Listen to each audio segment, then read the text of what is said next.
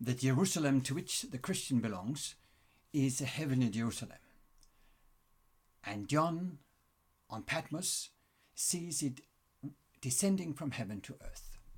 Welcome to another tidbit from the book of Revelation. We have arrived at chapter 21, the second to last. I'm Dr. Paul Petersen, and this is probably one of the most loved texts in the whole of the New Testament. Then I saw a new heaven and a new earth, for the first heaven and the first earth had passed away, and the sea was no more. And I saw the holy city, the new Jerusalem, coming down out of heaven from God, prepared as a bride adorned for her husband.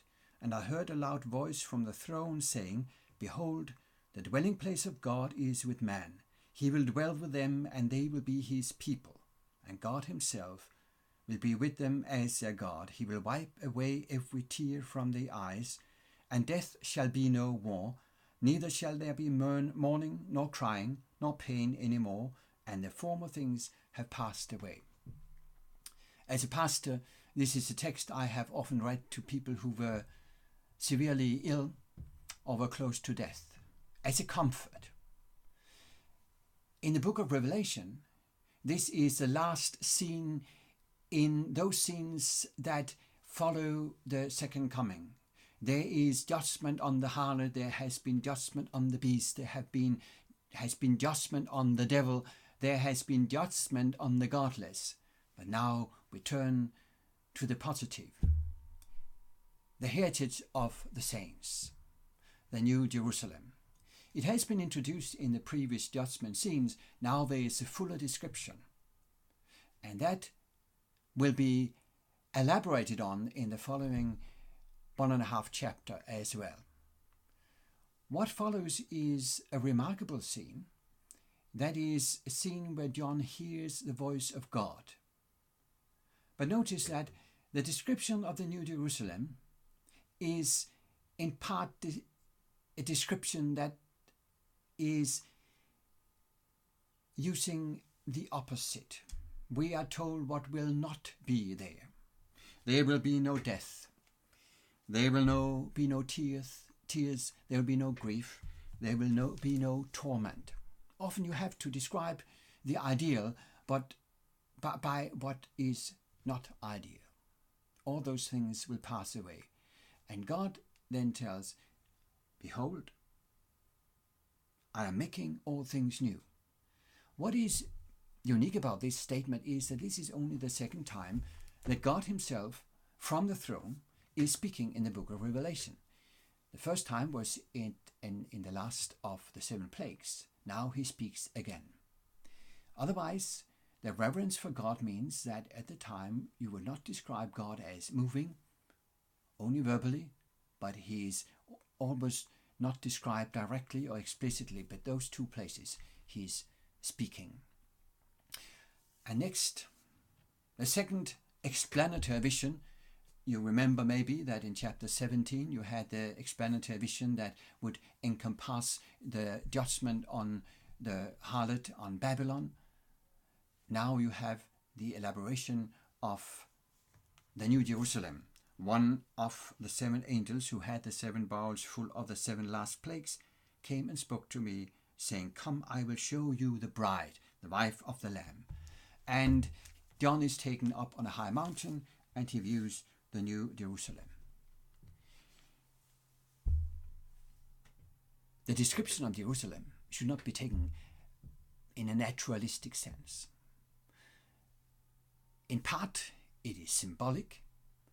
You have the number 144,000 again, the 12 apostles, the 12 the 12 tribes. You also have once again the description of the New Jerusalem by what it is not.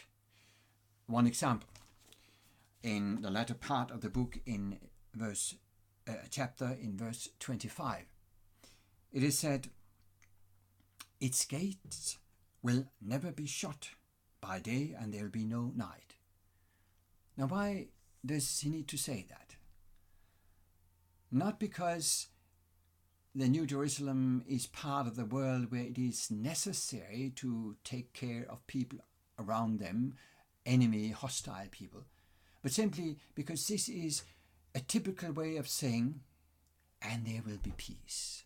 Because on this earth, in the day of and age of John, gates had to be shut because of the risk of attack from enemy forces.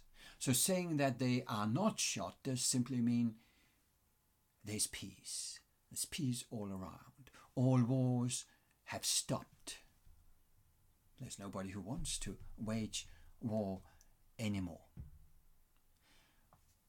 One of the features of this New Jerusalem is the presence of God. It was said, as we read in the opening, that the dwelling place of God is with man. And then the surprise, because when he describes the new city, in verse 22, he says, I saw no temple in the city, for its temple is the Lord God the Almighty and the Lamb. But if there's no temple, how does that function? What's the point? First of all, in one sense, the temple of God is simply his dwelling place, his abode. So where God lives, there his temple is. But throughout the book of Revelation, the temple has been presented in a second sense, that is, as an illustration of the need for atonement. Because in the temple, you illustrate that there is a distance between human sinners and God.